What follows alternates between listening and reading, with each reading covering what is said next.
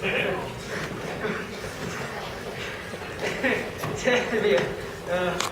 Tevye, after that wedding with me and your daughter, you will be my new papa. You will be related.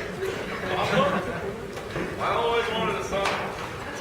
One a little younger than myself.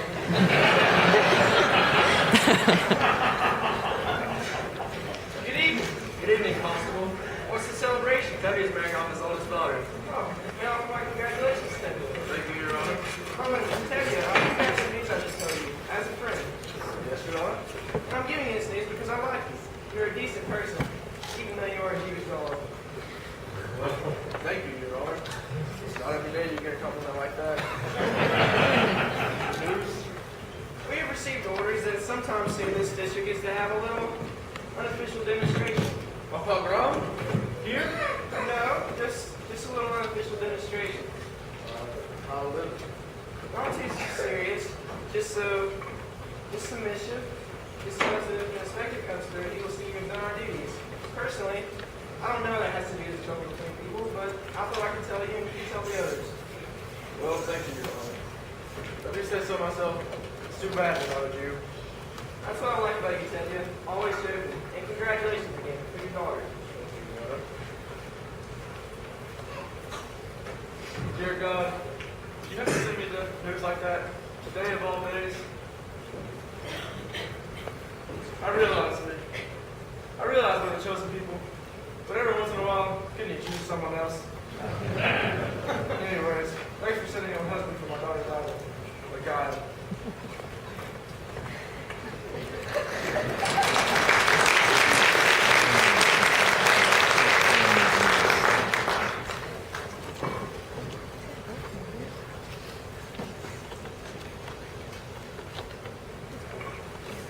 Now, children, it's time I tell you a story from the Bible of Laban and Jacob. See, Laban had two daughters, Leah and the beautiful Rachel. And Jacob loved the younger Rachel and asked Laban to marry her, and Laban agreed if Jacob would work for him for 7 years. He was an employer. Now, after Jacob worked the 7 years, do you know what happened? Laban fooled him, gave him his ugly daughter Leah. So, to marry Rachel, Jacob had to work another 7 years. So as you can clearly see, the Bible tells us that you should never trust an employer. Do you understand? Yes, Good. Now, after Jacob and Rachel... No, Mom. Been enough lessons. We have to do Papa's work today. How long can he sleep? He staggered home last night and fell into bed like a dead man. Couldn't get a word out of him. Put that away and clean the barn. Call me when he gets up. It was a very interesting lesson, Pershik. Do you think so? Although I'm not sure the rabbi would agree with your interpretation.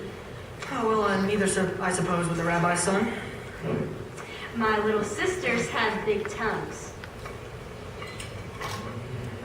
What do you know about him? Except that he's the rabbi's son. Would you still be interested in him if you were a shoemaker's son or even a tinsmith's son? At least I know this. He does not have any strange ideas about turning the world upside down.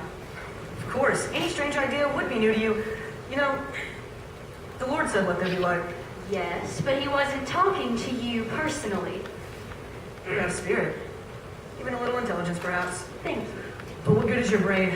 Without curiosity, it is just a rusty tool. Good day, all. We have an old custom here. A boy acts respectfully to a girl, but of course, that's too traditional for an advanced thinker like you. Oh, our traditions, nothing must change. Everything is perfect exactly the way it is. We like our ways. Our ways are changing all over but here. Here, men and women keep apart. Men study, women in the kitchen.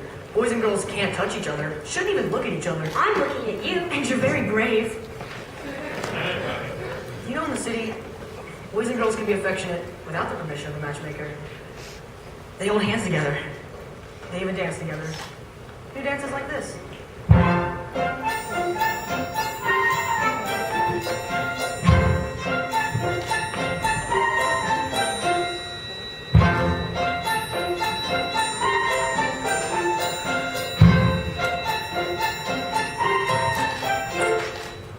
I learned in Kiev. Do you like it? It's very nice.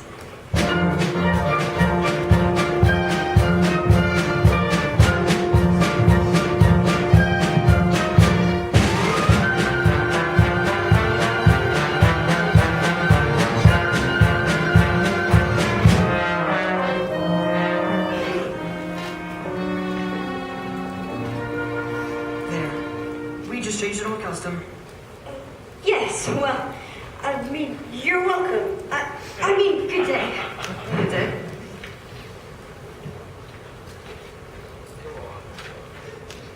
Milky, Spritzy. What's your name? Huddle, Papa. Call Zylo.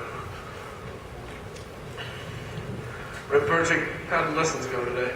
Well, I think we made a good beginning. You're finally up. What happened last night? Besides you drinking like a peasant. Did you see Laser Wolf? What did he say? What did you say? Do you have news? Patience, woman! As the good book says, good news will stay, and bad news will refuse to leave. And there's another saying that goes, Oh, you could die from such a man. Zylo, my lamb, you're to be congratulated. You're going to be married. Married? What do you mean, Papa? Laser Wolf has asked for your hand. I knew it. The butcher? Oh, my heart told me this was our lucky day. Oh, dear God, I thank thee. I thank thee. What do you say, Zylo? What can she say? My firstborn, a bride. May you grow old with him in fortune and honor. Not like Firma Sarah, that first wife of his. She was a bitter woman. May she rest in peace. Not like my Zylo. And I must thank Yenta. My Zylo, a bride. Mazel tov, Zylo. You call that a mazel tov? And you, Perchik, aren't you going to congratulate her? Oh, congratulations, Zylo, on marrying a rich man. A kin with the rich. What's wrong with being rich? It's no reason to marry. Money is the world's curse. Then may the Lord smite me with it, and may I never recover. Zylo knows I only mean for her welfare. Right, Zylo? Yes, Papa. See, Perchik.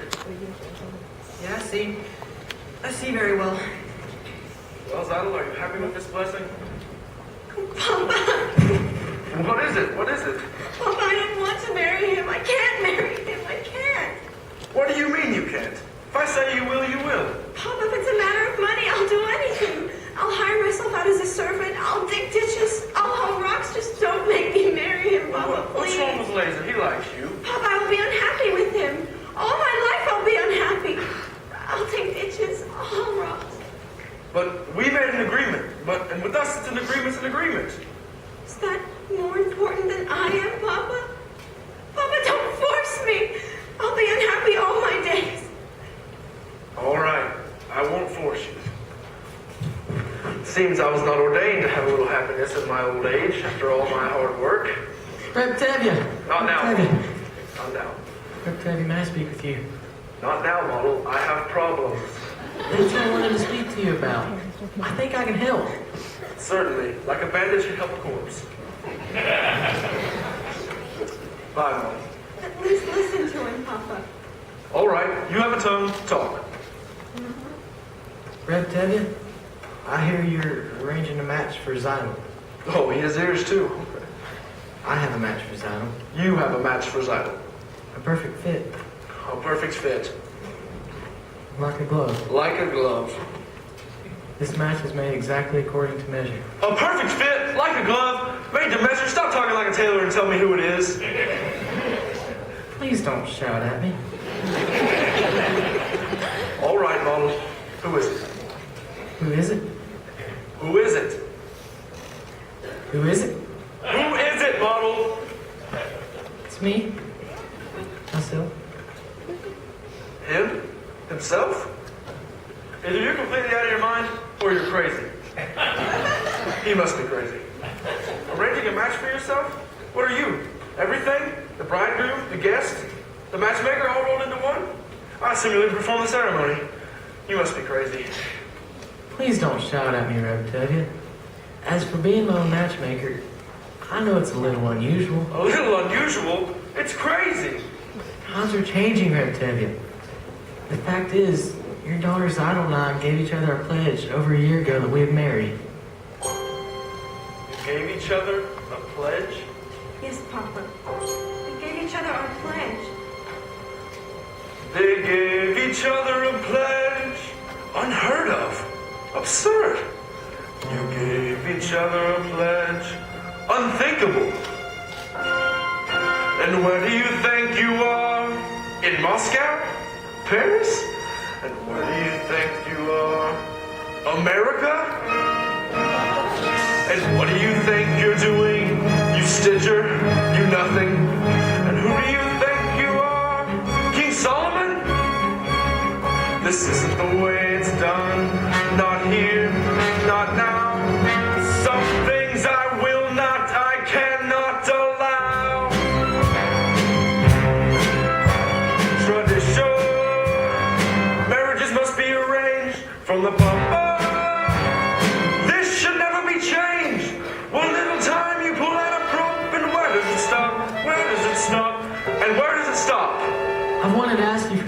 time, Reb Tevye.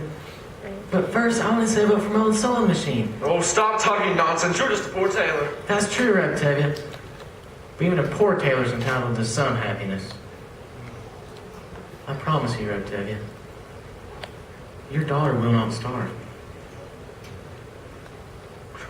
He's beginning to talk like a man. On the other hand, what kind of match would that be with a poor tailor? On the other hand, he's an honest, hard worker. But he has absolutely nothing. Things cannot get worse for him. They can only get better. They gave each other a pledge, unheard of, absurd.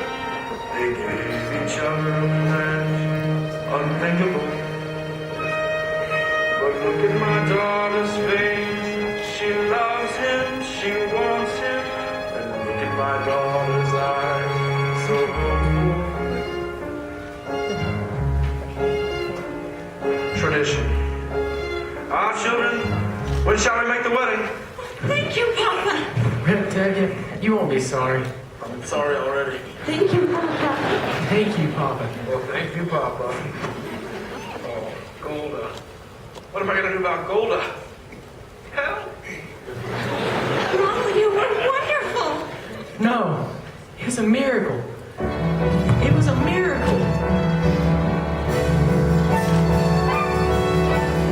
Wonder of wonders, miracle of miracles. God took a Daniel once again, stood by his side, and miracle of miracles, walked him through the lion's den. Wonder of wonders, miracle of miracles. I was afraid that God would frown, but like he did so long ago in Jericho, God just made a wall fall down. When Moses softened Pharaoh's heart, that was a miracle. When God made the waters of the Red Sea part, that was a miracle too. But all of God's miracles, large and small, the most miraculous one of all is that out of a worthless lump of clay, God has made a man today. You're of wonders, miracle of miracles. God took a tailor by the hand, turned him around, and miracle of miracles led him to the promised land. When David slew Goliath, yes, that was a miracle. When God gave us manna in the wilderness, that was a miracle too. But all of God's miracles, large and small, the most miraculous one of all is the one I thought would never be